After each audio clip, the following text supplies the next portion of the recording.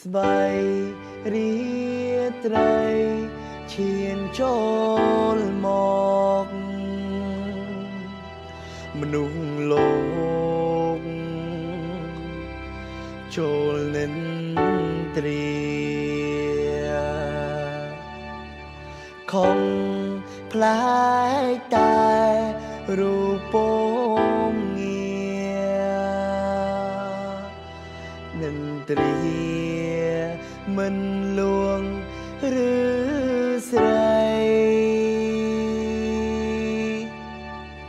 អូនអង្គុយតែម្នាក់ឯងដូចចំបែងហាងរតីបងនឹងជូនជាតន្ត្រី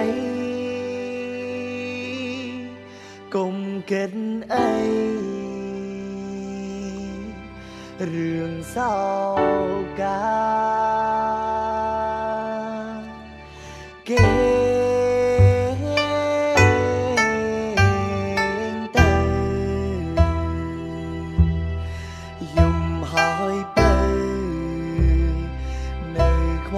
ខ្វាយដល់ណាគេទៅជីវ៉ាគេកោយហាន់ថារៀមរាបំពេ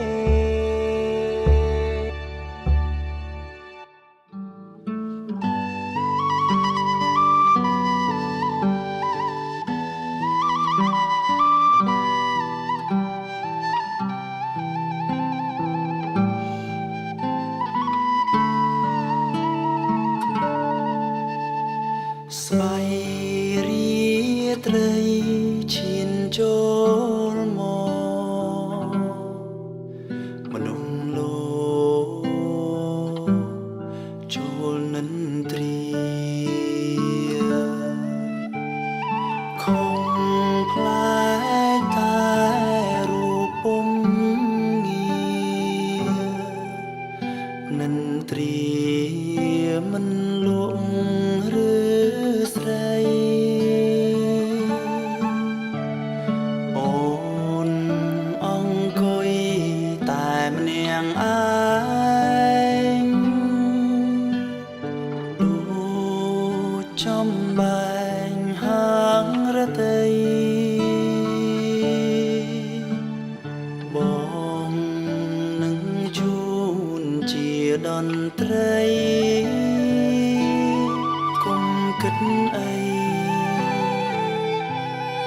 រឿងសោកា